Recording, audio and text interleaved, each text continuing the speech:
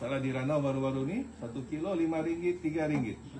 Orang kampung telefon saya, bos kau bilang boleh jual sampai RM30. Saya bilang apa kau punya durian kampung? Nanti saya ajar kau lah, saya bilang kita kasih cantum kau punya durian kampung, masih jadi Musangking. Baru kau boleh jual RM40-50 1 kilo. Agar radang sekarang di Sabah paling turun pun RM55. 1 kilo. Masalah kita di sini nih, saya pun jabatan pertanian, tuan-tuan puan pun jabatan pertanian. Ada dikasih baja,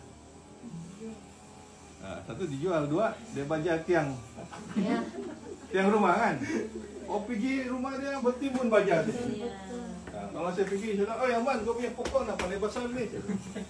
Padahal banyak baja di bawah. Dia pun ketawa. Tapi Thailand tu dia punya cara tu bagus. Dia terus bagi. Dia bukan terus bagi kuantiti yang banyak, dia bagi, buang baja, baru dia bayar. So di sana 3 tahun dia bagi subsidi. Sebab montong dia berbuah 3 tahun. Jadi kebanyakan rumah sana rumah batu. Dia punya petani. Antara kita lah. Kalau saya tengok kita ada 8 daerah yang termiskin kan. Tapi daerah tu kalau kita masuk kampung semuanya ada tanah keliling rumah. Kan? Kalau kita boleh buat skim, katakan kita bagilah 20 pokok misalnya. Kali dengan 8,000. Kira berapa? Lumayan jangan dapat ada pendapatan. Masih keluar daripada garis kemiskinan. Tapi kita tunjuklah. Dan kebanyakan saya jumpa, mana yang saya jumpa lah di kedai kah, di airport lah, di mana kah. Kebanyakan memulakan aktiviti pertanian terinspirasi saya punya video. So dia bilang, kami pun dah belajar mana-mana, kami tengok kau punya YouTube, kami tengok macam mana kau menanam, kami ikut jadi. Jadi sekarang ni kalau kita ejen pengembangan, kita kan ejen pengembangan ya, kita boleh buat konten-konten yang bagus untuk petani di kawasan kita. Jadi bila kita boleh buat konten yang bagus, nak perlu lagi kita pergi setiap kampung, ataupun kita boleh buat sesi live. Okey bilang, 20 hari bulan jam 9 pagi ada live bersama dengan Puan Steffi. Topik penanaman avocado. Ini avocado dia begini-gini, tanaman dia, jarak dia berapa, apa semua. Boleh. Jadi maksudnya cara kita tu boleh menyampaikan terus kepada petani di kawasan kita. Terus saya tengok di Thailand tu bagus. Thailand dan juga Vietnam. Ya? Vietnam pun cara dia begitu. Tanah bukan milik individu, tanah milik kerajaan. Siapa yang mau berkebun, kalau Thailand dengan Vietnam, kau kena masuk IPS. Contoh kita di Sabah di IPS lah, ataupun ITC, ataupun di Farmers Training Center. Masih ada tak FTC? Masih ada. Kau kena masuk sana dulu. Kau ada sijil, baru kau mohon dengan Jabatan Pertanian, dengan kerajaan. Okey, saya mau usahakan 2 ekar tanah, contoh. Tanaman ini. Baru kerajaan tentukan di mana tapak yang kau boleh masuk. Ya, so dia kasih infra, jalan raya dia kasih masuk, sistem pengairan dia kasih masuk, traktor dia kasih kau. Macam TKPM. Macam TKPM. Jadi kemudian bila katakan kau sudah pencen 60 tahun, kau nak boleh ambil tu tanah, kau kasih balik sama kerajaan. Kemudian cari lagi siapa yang mau teruskan usaha. Kalau bilang okey, kau tanam yang tanaman jangka masa panjang, buah-buahan. Kalau kau mau teruskan, kau kena ajar anak kau supaya dia pergi pusat latihan pertanian, dia boleh teruskan. So untuk kawasan perumahan, dia ada kawasan perumahan. Semua kawasan perumahan siap. Kawasan ladang siap. Kawasan tenusu siap. Itu makanya mereka boleh sara diri padi pun melebihi daripada bilangan penduduk kan. Sebab yang itu ikan mas.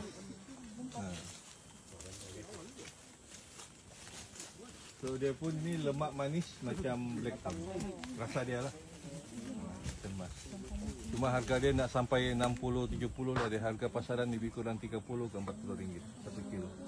Ada mau tanya dokter, ada orang yang kami ada apakan orang tanam dalam bentuk busuk. Ada tu tidak cara tu kalau saya tengok gitu.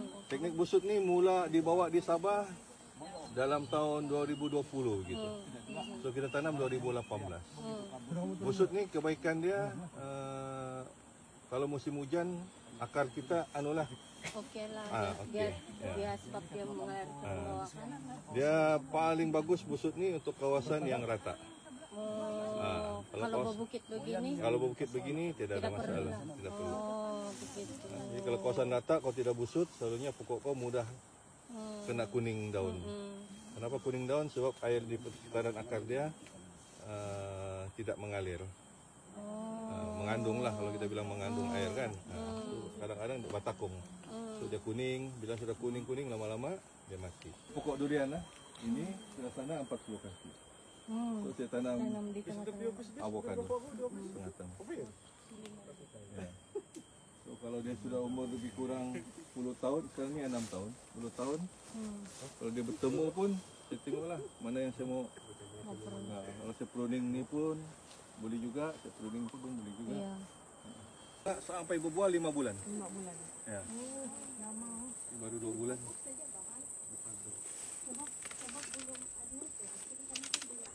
Kita potong rumput, bagi dia makan.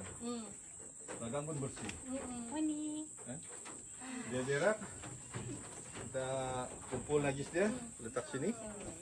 Kita letak cacing.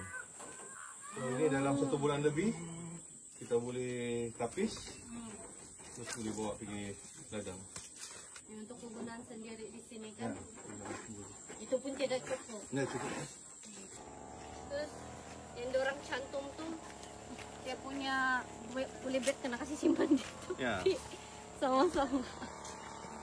Saya mewakililah pejabat pertanian Penampang untuk mengucapkan ribuan terima kasihlah kepada Datuk sebab sudilah menerima kami mengunjung ke tempat ni kan hari ini. Punya EEO ni akan dapat inilah kita kongsikan lagi kepada kita punya pengusaha yang lain lah. Semoga nanti kita boleh dapat my gap lah kan juga. Ya.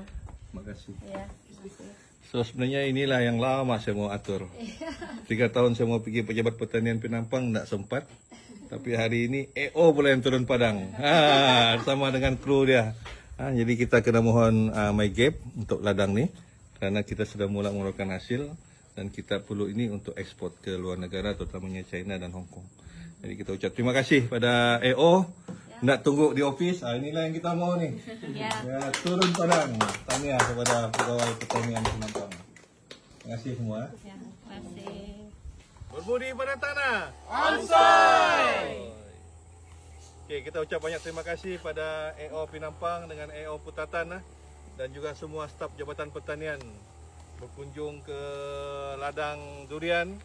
Mudah-mudahan kerjasama kita akan terus berpanjangan. Dan kami mengharapkan ada peluang-peluang yang lain lah yang boleh kita usahakan di kawasan ini bersama-sama dengan Jabatan Pertanian Sabah melalui Pejabat Pertanian di daerah Penampang.